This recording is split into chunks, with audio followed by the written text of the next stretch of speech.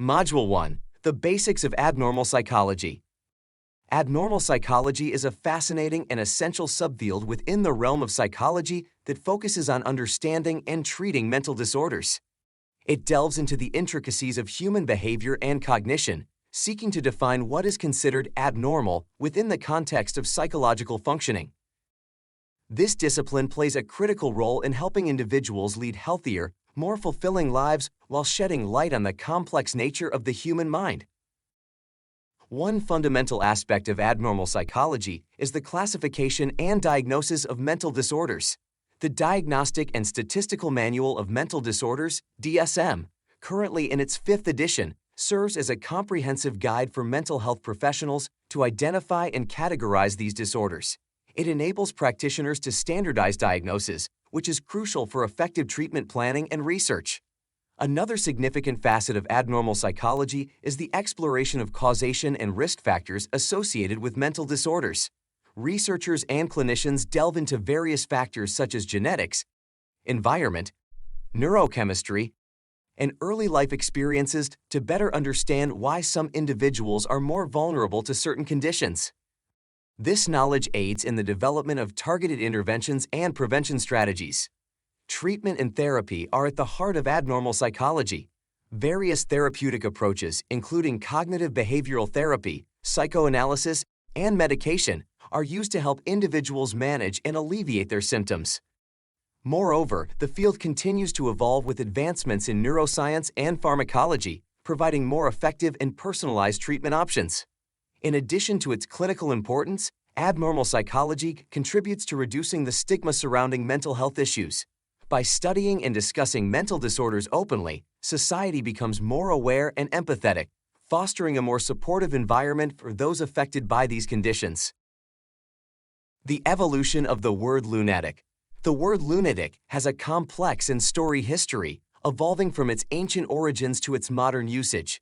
Originally rooted in the Latin word lunaticus, which means moonstruck or of the moon, it reflects a historical belief in the moon's influence on human behavior, particularly mental health. In ancient times, people attributed changes in mood and behavior to the phases of the moon.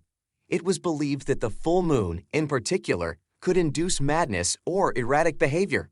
This belief persisted for centuries and influenced the development of the word lunatic. Over time, our understanding of mental health has evolved significantly. The term lunatic was once used as a label for individuals with mental illnesses, often leading to stigmatization and discrimination. Thankfully, society has become more enlightened about mental health, recognizing that it is not influenced by the moon's phases, but rather by complex factors such as genetics, environment, and brain chemistry. In modern times, the word lunatic is rarely used in a clinical or medical context. It is considered outdated and offensive. Instead, we use more precise and respectful language to discuss mental health issues, such as person with a mental illness or individual with a psychiatric disorder. The evolution of the word lunatic mirrors our evolving understanding of mental health. It serves as a reminder of the progress we have made in breaking down stigmas and promoting empathy and support for those facing mental health challenges. As a society, we continue to learn, grow, and develop more compassionate ways to discuss and address mental health issues, leaving behind the archaic and insensitive term lunatic as a relic of our past. The behavioral model. The behavioral model, a cornerstone in psychology, has contributed significantly to our understanding of human behavior and mental processes. Developed primarily in the mid-20th century by behaviorists such as B.F. Skinner and John B. Watson, this model focuses on observable behaviors and dismisses the importance of internal mental processes. It emphasizes the role of the environment in shaping behavior and suggests that behaviors can be learned and modified through conditioning. One of the fundamental principles of the behavioral model is the concept of stimulus response, SR associations. According to this view, behavior is a direct response to external stimuli. For instance, if a person experiences a positive outcome after performing a certain action, they are more likely to repeat that behavior in the future. Conversely, if they encounter negative consequences, they are less likely to engage in the behavior again. This idea laid the groundwork for the development of various behavior modification techniques, such as operant conditioning, which has been applied in diverse settings, from education to clinical therapy. Behaviorism also introduced the concept of reinforcement, which involves providing rewards or punishments to influence behavior.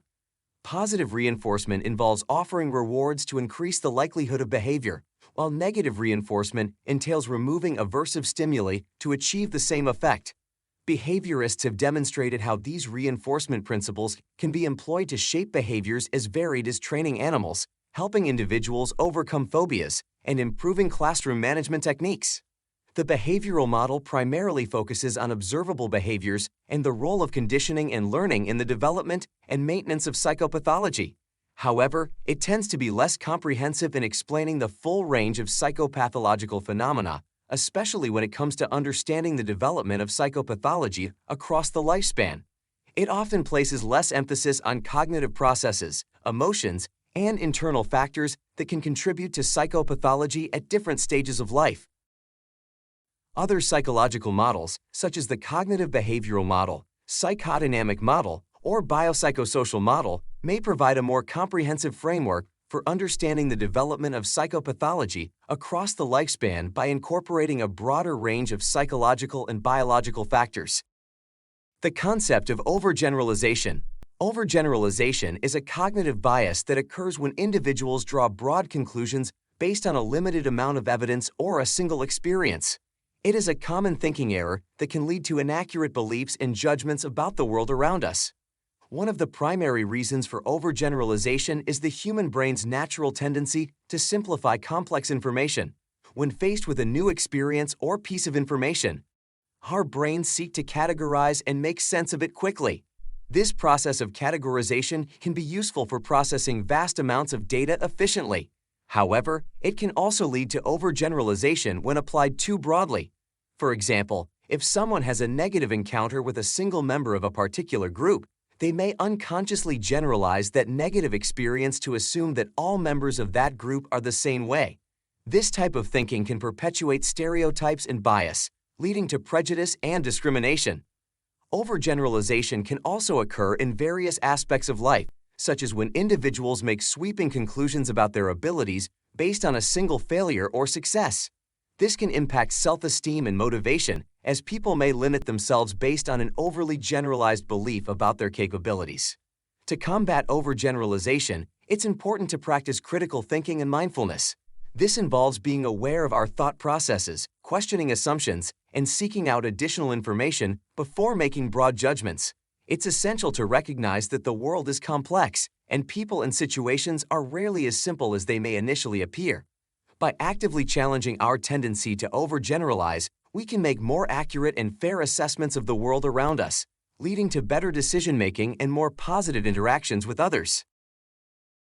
The Diagnostic and Statistical Manual of Mental Disorders. The Diagnostic and Statistical Manual of Mental Disorders, 5th edition, DSM-5, is a comprehensive classification system and diagnostic tool used by mental health professionals to categorize and diagnose mental health disorders. Developed by the American Psychiatric Association, APA, the DSM-5 serves as a critical resource for clinicians, researchers, and policymakers in the field of mental health. One of the primary purposes of the DSM-5 is to provide a standardized framework for the diagnosis of mental disorders. It outlines specific criteria for each disorder, including symptoms, duration, and impairment, enabling mental health professionals to make accurate and consistent diagnoses.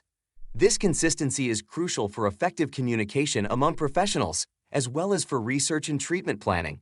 The DSM-5 also recognizes the dimensional nature of mental disorders, acknowledging that symptoms can vary in severity and intensity.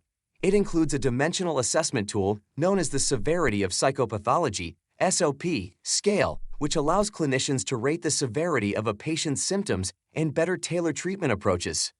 Furthermore, the DSM-5 introduces several significant changes from its predecessor, the DSM-5-TDAR. It emphasizes a more dimensional approach to diagnosis, integrates cultural and contextual factors into diagnostic assessments, and eliminates some previously controversial diagnostic categories, such as the multi-axial system. Additionally, the manual includes a section on conditions that warrant further research. Internet gaming disorder. reflecting the evolving understanding of mental health. Critics have raised concerns about the potential for overdiagnosis and the medicalization of normal behaviors. They argue that expanding diagnostic categories may pathologize ordinary human experiences. Nonetheless, the DSM-5 remains an invaluable resource for the mental health community, promoting consistency in diagnosis and providing a foundation for research and evidence-based treatment strategies. Depressants, understanding their effects on the central nervous system.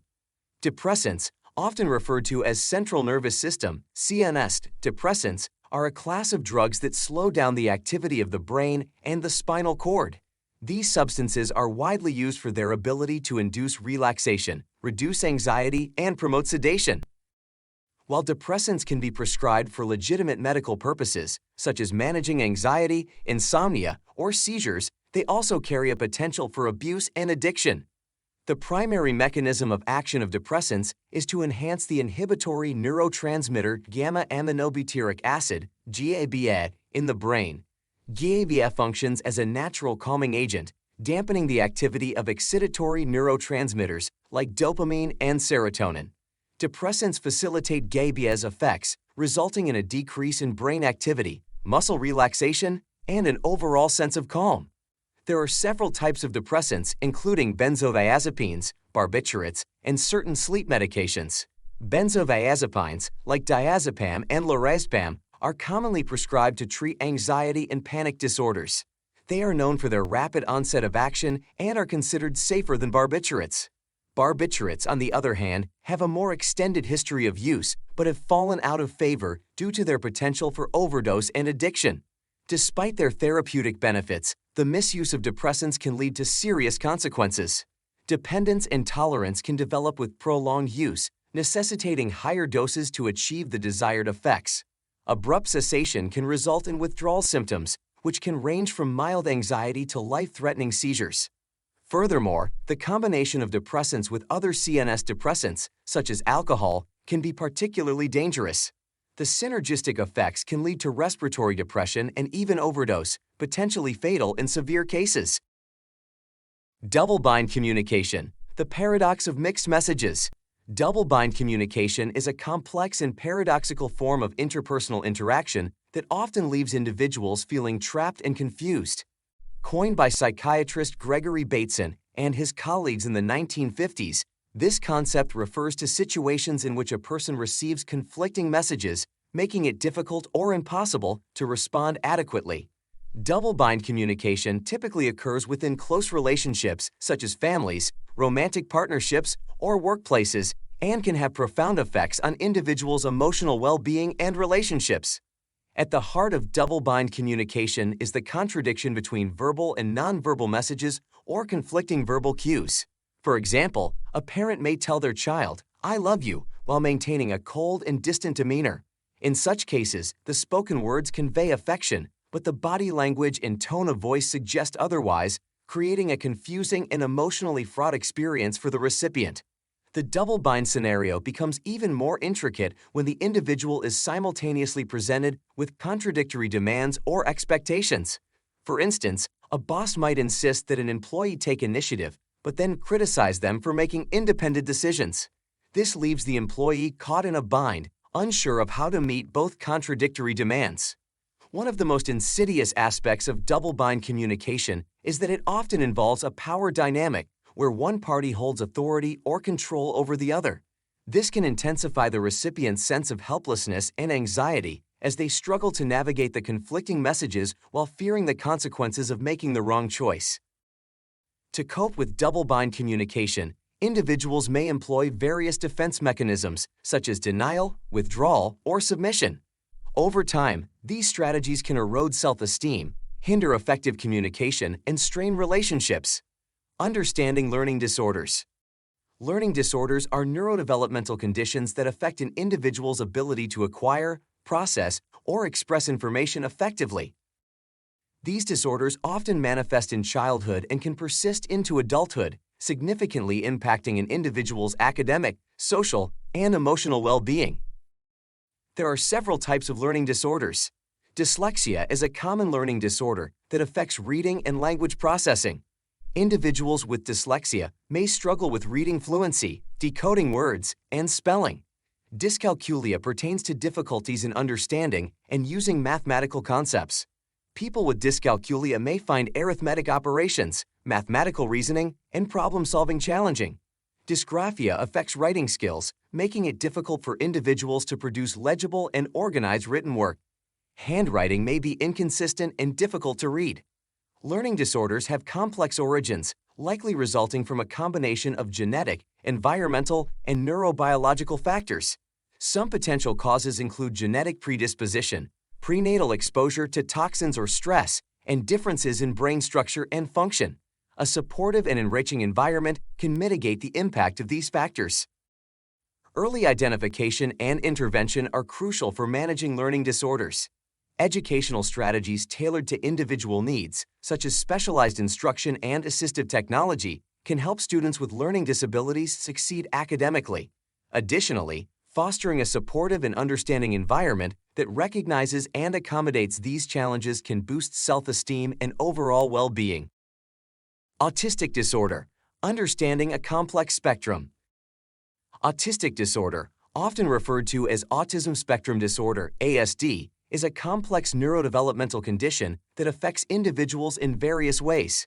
It is characterized by a broad range of symptoms and behaviors that typically manifest in early childhood and continue throughout a person's life.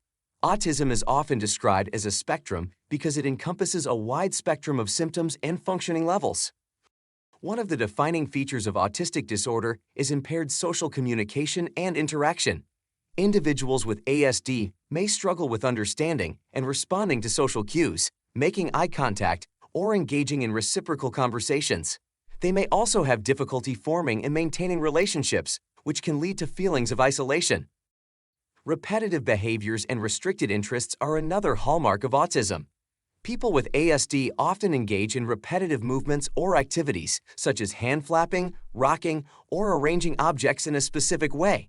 They may also develop intense interests in specific topics, often to the exclusion of other activities or hobbies. Sensory sensitivities are common among individuals with autistic disorders. They may be hypersensitive or hypersensitive to sensory stimuli, such as light, sound, touch, or taste. These sensitivities can lead to sensory overload or withdrawal, affecting an individual's ability to navigate their environment comfortably. While these are some of the core features of autism, it's important to recognize that every individual with ASD is unique. The severity of symptoms can vary greatly, and many individuals with autism have strengths and abilities that are equally exceptional. The exact cause of autistic disorder remains a subject of ongoing research, but it is believed to involve a combination of genetic and environmental factors. Early intervention and support are crucial for individuals with ASD to help them develop essential skills and lead fulfilling lives.